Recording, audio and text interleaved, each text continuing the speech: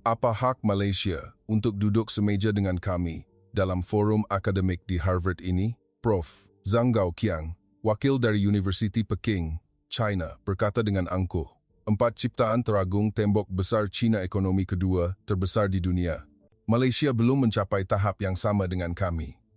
Selepas itu, seorang sarjana terkemuka dari Jepun, Profesor Fujiwara Takeshi dari Universiti Tokyo, menyokong, kami mempunyai lebih 20 penerima hadiah Nobel Sains. Malaysia tidak ada seorang pun, bukan? Pada ketika itu, seorang profesor wanita Amerika, Prof. Eleanor Williams, yang telah mengkaji Malaysia selama 25 tahun, perlahan-lahan berjalan ke pentas dalam diam. Apabila set data pertama muncul di skrin, tawa wakil dari China itu terhenti. Apabila set data kedua muncul, wajah Profesor Jepun itu pucat lesi. Setelah pembentangannya berakhir, tepukan gemuruh bergema dari semua orang. Malam itu, media global serentak melaporkan berita tergempar. Malaysia diam-diam mengejutkan seluruh dunia. Sebelum kita teruskan, sila tinggalkan komen tentang di mana anda berada sekarang dan jangan lupa tekan ikuti kerana anda pasti tidak mahu terlepas berita ini. Kebenaran yang akan mengubah pandangan dunia dalam 12 minit akan didedahkan. Saya tidak akan sesekali melupakan apa yang berlaku pada hari itu. Nama saya Harith bin Zahari. Pada hari itu, saya adalah seorang saintis Malaysia-Amerika yang menghadiri persidangan antarabangsa di Harvard. Saya telah menetap di Amerika selama 35 tahun, menamatkan ijazah kedoktoran saya di Harvard, bekerja selama 10 tahun di Makmal MIT, dan kini menjadi profesor di sebuah universiti di Boston. Ini adalah forum yang dinamakan Tamadun Asia Timur dan Masa Depan, tempat para sarjana terkemuka dunia berkumpul. Saya juga dijadwalkan untuk berucap di pentas. 30 menit sebelum forum bermula, saya mengambil buku program hari itu dari meja perkhidmatan di lobi.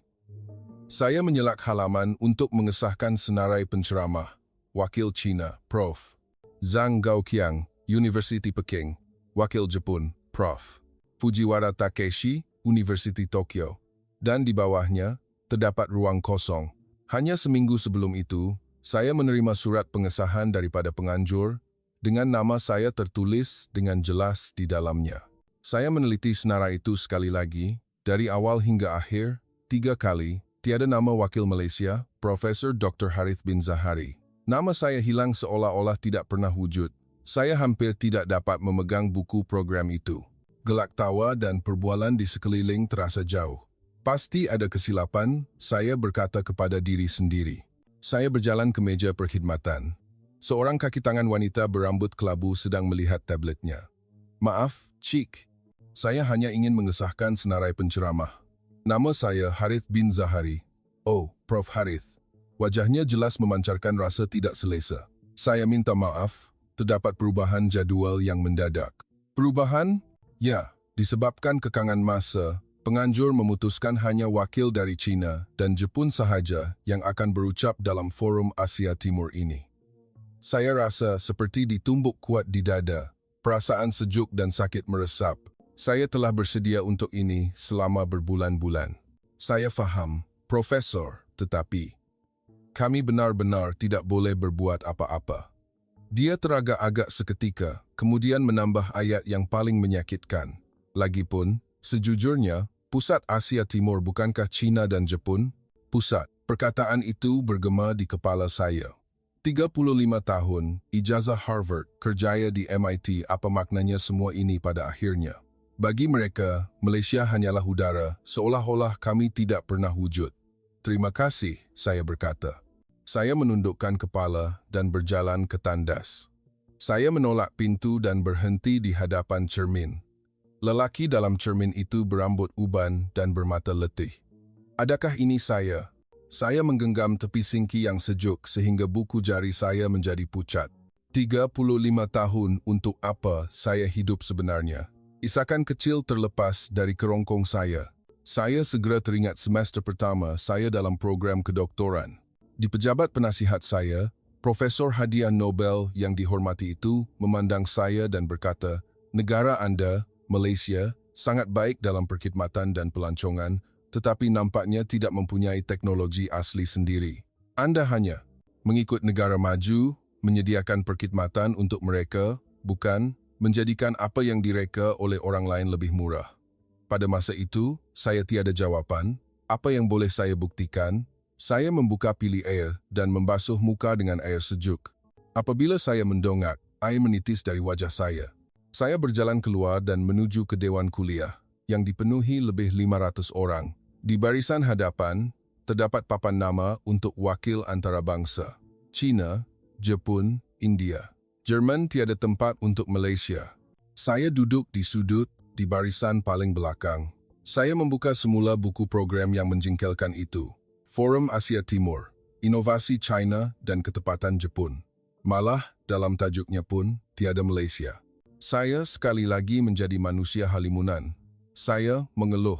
Saya tidak tahu pada masa itu, 2 jam kemudian, Dewan Kuliah ini akan berubah sepenuhnya dan nama Malaysia akan disebut oleh semua orang. Pengacara berdiri di pentas. Tuan-tuan dan puan-puan, selamat datang ke Forum Tamadun Asia Timur dan Masa Depan. Pertama sekali, marilah kita berikan tepukan kepada Prof. Zhang Gaoqiang dari Universiti Peking. Tepukan bergema. Saya menggenggam penumbuk saya. Saat penghinaan telah bermula, Prof. Zhang Gaoqiang berjalan ke pentas, sesuai sebagai wakil dari Universiti Peking. Sikapnya mengagumkan, tinggi, lantang, dan penuh keyakinan. Para hadirin, Tamadun Asia Timur bermula di China. Ayat pertamanya, penuh kuasa. Gambar tembok besar China muncul di skrin. Lihat ini. 4 ciptaan teragung serbuk letupan, kompas, kertas, dan percetakan. Adakah mana-mana yang tidak mengubah kemanusiaan? Slide bertukar satu demi satu. Bisikan kagum daripada penonton tidak putus-putus. Saya duduk di belakang, terasa berat di dada. Serbuk letupan meletakkan asas bagi tentera moden, kompas membuka era penjelajahan, kertas dan percetakan menyebarkan pengetahuan, sambung Prof. Zhang. Dan lihat sekarang, kereta api berkelajuan tinggi. China bergerak pada 350 km. Dari Beijing ke Shanghai hanya mengambil masa 4 jam. Itulah kelajuan China. Imej kereta api berkelajuan tinggi muncul, diikuti dengan sorakan lagi. Kami adalah negara dengan sejarah 5.000 tahun. Falsafah Confucius dan Lao Tzu masih mempengaruhi dunia. Lingkaran budaya aksara Cina adalah bukti pengaruh kami. Dia berhenti seketika dan tersenyum. Masa lalu, masa kini, dan masa depan Asia Timur akan berputar dan akan terus berputar di sekeliling Cina. Tepukan gemuruh bergema. Kesemua 500 orang bertepuk tangan. Saya semakin rasa sesak di dada. Malaysia tidak disebut langsung, walaupun sedikit. KDNK kami ialah 0,18 triliun, yang kedua terbesar di dunia. Teknologi angkasa lepas kami adalah satu-satunya negara yang berjaya mendaratkan kapal di bahagian jauh bulan. Itulah status China. Tepukan sekali lagi. Ada yang berdiri. Saya semakin menyusut ke kerusi saya. Masa depan Asia Timur akan dipimpin oleh China. Inisiatif jalur dan laluan akan memulihkan kegemilangan laluan sutera, menghubungkan Asia, Eropah, dan Afrika sekali lagi. Prof. Zhang tunduk hormat dan berjalan turun dari pentas. Tepukan masih berlarutan lama sebelum reda. Pengacara berkata dengan wajah tersenyum, sangat cemerlang. Kita telah melihat masa lalu yang hebat dan masa depan China yang gemilang. Saya berfikir, Malaysia juga ada di sini. Kami juga mempunyai sejarah. Kami juga mempunyai teknologi, tetapi tiada siapa yang memberi kami peluang untuk bercakap. Pengacara kembali ke pentas. Seterusnya, marilah kita sambut Prof. Fujiwara Takeshi dari Universiti Tokyo. Saya mengeluh. Kini giliran Jepun, Malaysia akan dipadamkan sekali lagi. Prof. Fujiwara melangkah ke pentas sesuai sebagai profesor dari Universiti Tokyo. Tingkah lakunya tanpa cela. Sut kemas, cermin mata berbingkai perak imej sarjana Jepun sejati. Selamat sejahtera semua. Hari ini saya ingin bercakap tentang semangat Jepun. Suaranya tenang tetapi penuh kuasa. Imej pedang katana yang cantik muncul di skrin. Adakah Anda semua tahu tentang semangat Shokunin? Pencarian kesempurnaan, mengabdikan seluruh hidup untuk mencipta satu perkara. Inilah semangat Jepun. Slide bertukar kepada imej barisan pengeluaran Toyota. Lihat sistem pengeluaran Toyota ini, just in time dan Kaizen. Semua ini telah menjadi standar pengeluaran global. Semangat kami telah mencipta keajaiban seperti ini. Orang ramai mengangguk, terutamanya profesor dari Fakulti Perniagaan yang sedang mencatat dengan bersungguh-sungguh. Lihat produk elektronik kami. Sony, Panasonic, Nintendo. Bagaimana jenama ini mengubah dunia? Kita semua tahu, Walkman mengubah budaya mendengar musik. PlayStation mengubah budaya permainan. Dan juga industri budaya kami. Anime dan manga kini menjadi bahasa universal untuk belia di seluruh dunia. Pokemon, Dragon Ball, Naruto hampir tiada siapa yang tidak mengenali nama-nama ini. Profes Fujiwara berhenti untuk minum air dan bercakap dengan lebih yakin. Kami adalah negara di Asia dengan hadiah Nobel terbanyak. Khusus dalam sains, kami mempunyai lebih 20 penerima. Itulah kekuatan penyelidikan Jepun. Saya rasa diri saya semakin kecil. Malaysia tidak ada seorang pun. Sejak pembaharuan Meiji, kami adalah negara pertama di Asia yang berjaya memodernkan diri. Kami mengambil teknologi barat, tetapi kami tidak pernah kehilangan semangat Jepun. Suaranya penuh bangga.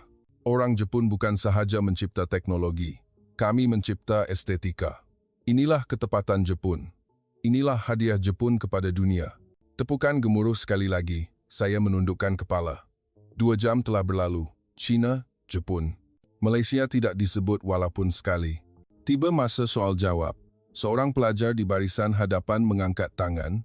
Dia nampaknya dari Sekolah Perniagaan Harvard, seorang pelajar India. Matanya tajam, dengan nada mencabar. Pembentangan yang sangat baik, terima kasih kepada kedua-dua profesor. Pencapaian China dan Jepun sungguh menakjubkan. Dia berdiri dan melihat sekeliling. Tetapi saya ada satu soalan. Apabila bercakap tentang Asia Timur, China dan Jepun sangat terkenal. Tetapi, dia berhenti dengan senyuman licik. Apakah sumbangan istimewa Malaysia? Dia menekankan perkataan itu. Maksud saya, selain nasi lemak, batik, dan pelancongan, tiba-tiba seluruh dewan kuliah dipenuhi gelak tawa. Ya, apa yang Malaysia ada? Oh, saya tahu, pantai mereka cantik, bukan? Kata seseorang.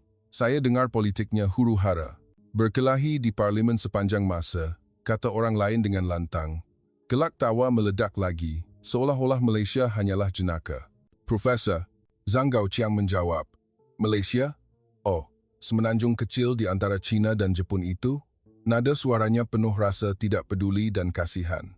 Saya dengar mereka mendapat keuntungan besar daripada menjadi tapak pemasangan. Mereka mesti rajin.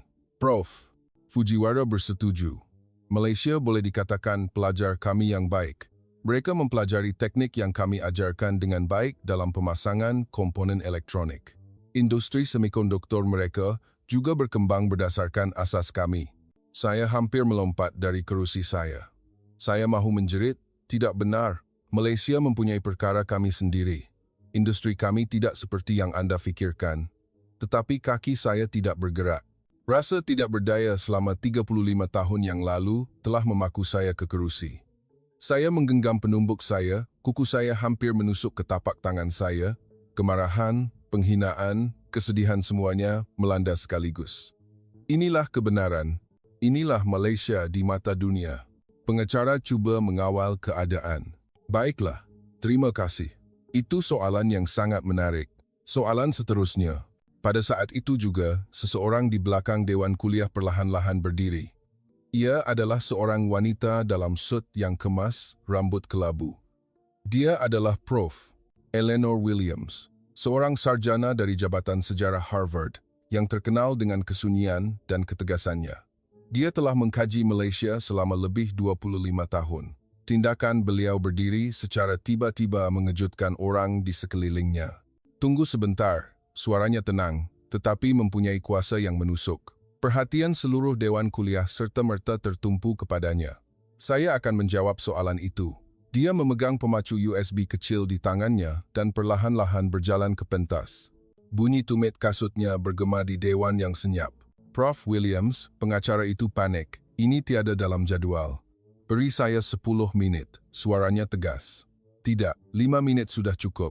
Jantung saya mula berdebar. Saya merasakan sesuatu akan berlaku. Prof. Williams naik ke pentas dan memasukkan USB itu ke dalam mesin. Dia memandang sekeliling dewan kuliah dan matanya berhenti pada wajah Prof. Zhang dan Prof. Fujiwara. Pelajar itu bertanya, apa lagi yang Malaysia ada selain nasi lemak dan pelancongan? Dan kedua-dua profesor di pentas nampaknya bersetuju bahawa Malaysia hanyalah pelajar yang baik yang agak huru-hara dan sudah tentu bukan pusat. Dia berhenti seketika. Datuk saya adalah ahli kumpulan penasihat tentera AS yang ditempatkan di Malaysia pada tahun 1955. Sehingga beliau meninggal dunia, Datuk saya tidak pernah melupakan Malaysia. Beliau berkata, ia adalah tanah harapan di tengah-tengah runtuhan perang. Mereka masih cuba menyapu jalan sehingga bersih. Beliau berkata, orang di sana miskin, hampir tidak ada makanan, tetapi mereka berkeras untuk menghantar anak-anak mereka ke sekolah. Jadi, saya mula mengkaji Malaysia. Dan, apabila saya mengkaji, saya menyedari betapa bodohnya kita tentang Malaysia. Skrin di hadapan kami menjadi terang, bukan graf, tetapi berita dari beberapa hari yang lalu. Para hadirin, katanya. Beberapa hari yang lalu, pada 7 November 2025, semasa kita berdebat di sini sama ada Malaysia penting, Jabatan Negara AS secara terbuka menyokong pendirian Kuala Lumpur. Dia menekankan suaranya.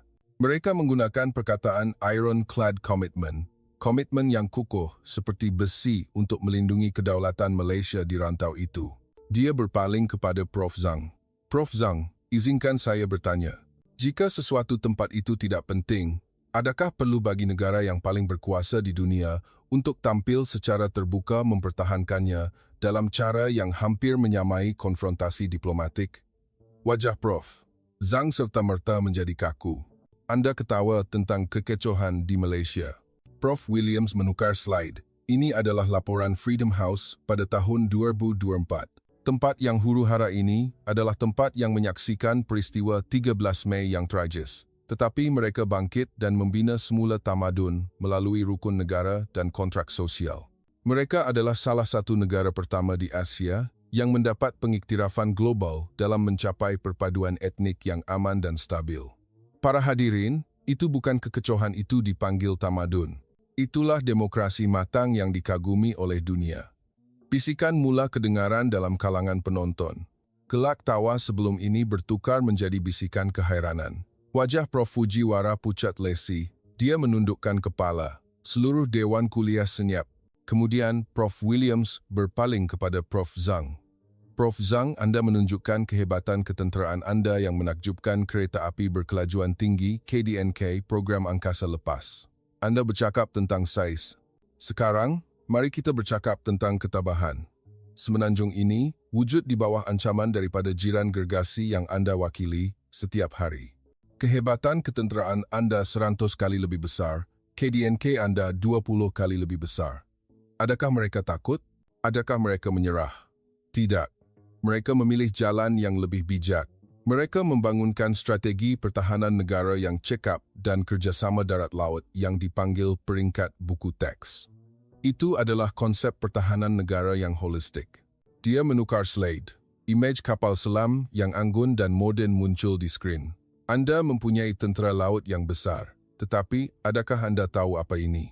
Ini ialah kapal selam Scorpion KD Tunku Abdul Rahman.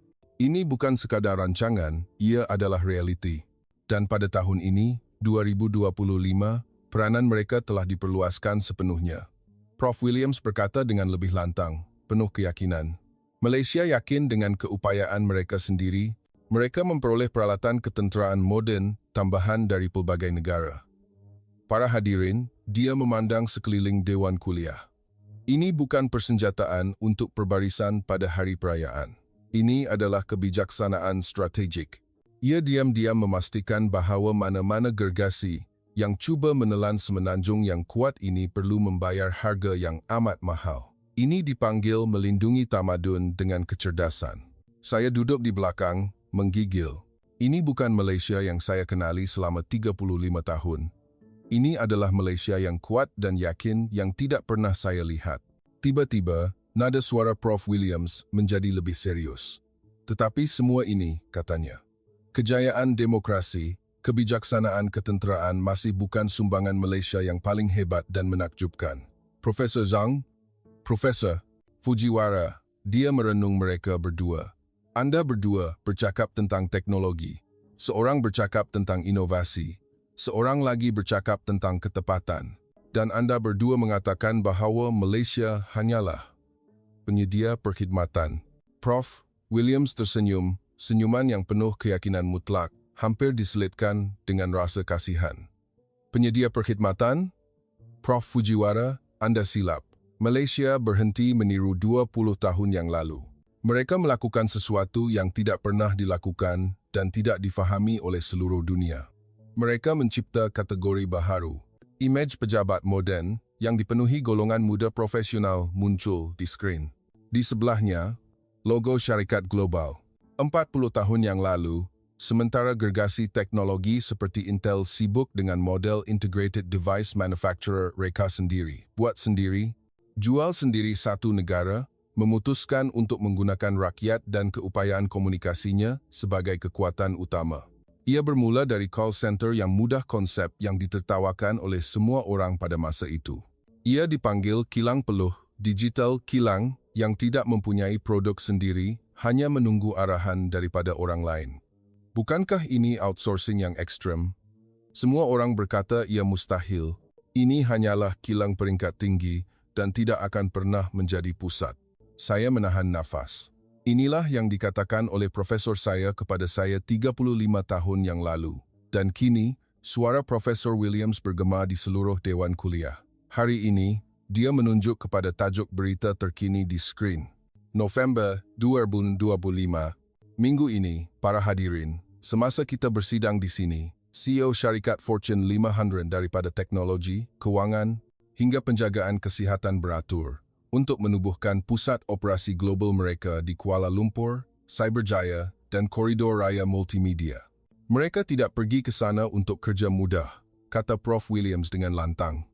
Mereka pergi ke sana untuk mempercayai Malaysia dengan knowledge processes, analisis data, perkhidmatan undang-undang, dan reka bentuk kreatif mereka. Industri Business Process Outsourcing Malaysia telah berkembang menjadi Knowledge Process Outsourcing dan Creative Process Outsourcing. Syarikat takut untuk ketinggalan, sanggup membayar sejumlah besar wang untuk mendapatkan kaki tangan paling berbakat di Malaysia, kaki tangan yang masih belum ditemui sepenuhnya oleh dunia. Prof. Fujiwara, dia merenung wakil dari Jepun. Beritahu saya, apabila syarikat terbesar dan terkaya di dunia beratur untuk memberikan kepercayaan mereka kepada Anda untuk mengendalikan data pelanggan dan idea masa depan mereka, adakah kita masih memanggil itu outsourcing? Wajah Prof. Fujiwara menjadi kelabu. Dia menutup mulutnya dan tidak dapat berkata-kata. Tidak, Prof. Williams menjawabnya. Itu bukan outsourcing. Itu dipanggil menjadi pusat perdagangan global. Malaysia, pelajar di mata Anda, telah menjadi sistem saraf pusat ekonomi dunia secara senyap. Dia berpaling kepada Prof. Fujiwara. Anda bercakap tentang ketepatan yang dibanggakan oleh Jepun. Anda kata Malaysia adalah pelajar. Tetapi sebelum industri perkhidmatan menggegarkan dunia, ketepatan Malaysia telah berkembang secara senyap di sisi lain. Imej perabot yang diperbuat daripada kain dan kraft tangan yang indah muncul di skrin. Dalam pameran reka bentuk paling berprestij di Milan dan Paris, karya reka bentuk Malaysia mendapat pujian global. Ini bukan tiruan murah. Tetapi ini adalah karya seni yang menggabungkan bahan semula jadi, reka bentuk moden, dan ergonomik. Walaupun tukang Jepun memberi tumpuan kepada satu titik, artis Malaysia menggabungkan keseluruhan ekosistem alam semula jadi dan reka bentuk. Ini bukan meniru, ini adalah melampaui. Prof. Fujiwara, sarjana yang bangga dengan ketepatan, menundukkan kepalanya. Kemudian, Prof. Williams memandang Prof. Zhang. Prof. Zhang, Anda bangga dengan budaya Cina 5.000 tahun. Anda bercakap tentang ciptaan teragung dan lingkaran budaya aksara Cina. Tetapi dalam abad ke-21, siapa sebenarnya yang melindungi semangat kebebasan bersuara dan keterbukaan budaya? Imej seni, musik, dan filem Malaysia yang bersemangat muncul di skrin. Sementara setengah negara mengenakan sekatan ke atas maklumat dan seni, Malaysia telah menjadi salah satu masyarakat paling bebas di Asia. Industri kreatif mereka berkembang pesat. Mereka menerima pengaruh dari timur dan barat untuk mencipta budaya global yang unik. Mereka telah menjadi jambatan antara tamadun. Budi, yang pernah dilihat sebagai warisan dari era sebelum ini, telah diubah menjadi aset global. Malaysia mengekalkan semangat keterbukaan budaya. Inilah sebabnya mengapa mereka dapat membina tamadun moden yang kaya, bebas dan pelbagai dengan cara yang menakjubkan. Wajah Prof. Zhang merah padam. Dia kelihatan seperti ingin berkata sesuatu tetapi menahan diri. Saya duduk di belakang, darah mengalir deras. Saya tidak pernah berfikir seperti ini sebelum ini. Perkhidmatan yang pernah saya malu telah menjadi pusat perdagangan global. Budaya campuran yang pernah saya abaikan telah menjadi jambatan tamadun. Profesor Williams berhenti dan nada suaranya menjadi mendalam. Para hadirin, tempat yang memacu ekonomi global sambil mengekalkan semangat budaya yang bersemangat. Tempat yang mencapai demokrasi politik bersejarah dan mencapai keterbukaan sosial. Tempat yang menunjukkan kebijaksanaan ketenteraan yang menakjubkan dan menunjukkan kekuatan ekonomi yang tidak dapat diganti. Bagaimana semua ini boleh berlaku? Jawapannya mudah. Imej ibu bapa yang berkorban untuk pendidikan anak-anak mereka dan kadar literasi negara yang tinggi muncul di skrin kerana pendidikan dan keluarga. Ibu bapa Malaysia sanggup mengorbankan segalanya untuk pendidikan anak-anak mereka. Kepercayaan yang teguh terhadap ilmu pengetahuan inilah yang melahirkan generasi baharu yang pintar dan rajin yang memacu industri mereka. Dan di atas segalanya, Profesor Williams memandang kami semua. Mereka mempunyai sesuatu yang didambakan oleh seluruh dunia, tetapi tidak dapat dipelajari kepercayaan. Suara Prof. Williams bergema di Dewan Kuliah yang senyap. Mengapa syarikat terbesar di dunia mempercayai Malaysia dengan data pelanggan dan proses paling sensitif? Mengapa keluarga di seluruh dunia mempercayai kesihatan orang yang mereka sayangi di tangan jururawat dan penjaga Malaysia? Mengapa dunia percaya bahawa demokrasi Malaysia akan menjadi inspirasi untuk Asia? Dia berhenti seketika dan matanya tertumpu pada Zhang dan Fujiwara. Kerana dalam dunia yang penuh dengan pembohongan, pengkhianatan, kecurian harta intelek dan risiko geopolitik, Malaysia telah memilih jalan yang paling sukar tetapi paling mulia. Menjadi sekutu yang paling boleh dipercayai. Mereka bukan sekadar menyampaikan, mereka menyampaikan janji. Mereka bukan sekadar menjawab panggilan telefon, mereka membina hubungan. Inilah asas tamadun. Inilah semangat budi rakyat Malaysia. Ini adalah perisai Malaysia yang sebenar. Ia bukan call center. Ia adalah perisai yang dibina daripada karakter dan kepercayaan. Mereka memanggil ini budi. Prof. Williams memandang semua orang dalam penonton. Jadi, apabila anda bertanya kepada saya, apa lagi yang Malaysia ada selain nasi lemak dan batik? Mereka mempunyai ketabahan untuk membina sebuah negara dari runtuhan. Mereka mempunyai keberanian untuk memperjuangkan kebebasan daripada penindasan. Mereka mempunyai komitmen untuk menjadi inklusif dan pelbagai. Mereka mempunyai kebijaksanaan untuk menjadi pusat ekonomi global. Mereka mempunyai tamadun yang dikagumi di seluruh Asia. Dan di atas segalanya, beliau membuat kesimpulan. Mereka telah mendapat kepercayaan seluruh dunia. Tuan-tuan dan puan-puan, Malaysia bukan soalan, tetapi jawapan kepada dunia yang huru-hara ini. Pembentangan Prof. Williams berakhir. Dewan Kuliah dipenuhi dengan kesunyian yang mengejutkan selama 5 saat. Semua lebih 500 orang kelihatan seperti menahan nafas. Kemudian, Profesor Jepun, Fujiwara Takeshi, perlahan-lahan berdiri. Tangannya sedikit menggeletar. Prof. Williams, suaranya serak. Terima kasih. Saya malu dengan kejahilan dan keangkuhan saya sebelum ini. Saya fikir kami adalah guru, tetapi kini saya sedar bahawa Malaysia telah mengambil jalan yang sama sekali berbeza daripada kami, tetapi jalan yang lebih mengagumkan. Saya mengakui, beliau tunduk hormat dengan tundukan 90 darjah di hadapan Prof. Williams. Seterusnya, wakil dari China, Zhang Gaoqiang, berdiri, wajahnya merah padam dan ekspresinya sangat rumit. Saya juga mesti mengakui, saya terlalu memandang rendah Malaysia, terutamanya kejayaan serentak dalam demokrasi dan ekonomi. Ini adalah keajaiban yang jarang ditemui. Dia juga tunduk hormat. Pada masa itu, pelajar India yang bertanya soalan itu berdiri. Profesor, saya amat menyesal. Sebelum dia menghabiskan kata-katanya, tepukan yang kuat bergema dari belakang dewan kuliah, diikuti dengan bunyi kedua, ketiga. Kemudian seorang berdiri, 2 orang, 10 orang, 100 orang. Dalam masa 3 saat, kesemua 500 sarjana, pakar, dan pelajar berdiri serentak. Tepukan itu seperti ribut yang melanda seluruh dewan kuliah Harvard. Ini bukan tepukan sekadar sopan santun, tetapi sorakan ikhlas yang bercampur dengan penyesalan, kekaguman, dan penghormatan yang mendalam. Saya juga berdiri. Tetapi kali ini, ia berbeza. Buat kali pertama dalam 35 tahun, saya tidak berdiri sebagai graduan PhD Harvard atau penyelidik MIT. Buat kali pertama, saya berdiri dengan bangga sebagai rakyat Malaysia. Tiba-tiba, air mata saya mengalir. Tetapi ini bukan air mata penghinaan di pejabat profesor 35 tahun yang lalu. Ini adalah air mata kesyukuran, kebanggaan air mata seseorang yang akhirnya, selepas 35 tahun, berani berbangga. Rakan sekerja Jerman yang duduk di sebelah saya menepuk bahu saya. Tahniah, Profesor. Negara Anda sungguh menakjubkan. Saya hanya mampu mengangguk. Akhirnya, saya merasakan diri saya tidak lagi halimunan. Selepas forum tamat, sesuatu yang lebih menakjubkan berlaku. Seseorang yang tidak dikenali merakam video pembentangan 12 menit Prof. Williams dan memuat naiknya ke YouTube dengan tajuk Kekuatan Sebenar. Malaysia terdedah di Harvard. Hari pertama, ia mendapat 100,000 tontonan. Selepas seminggu, ia melepasi 5 juta tontonan. Komen dari seluruh dunia mencurak masuk seperti hujan. Ya Tuhan, adakah ini Malaysia yang sebenar? Mengapa ia tidak diajar di sekolah kita?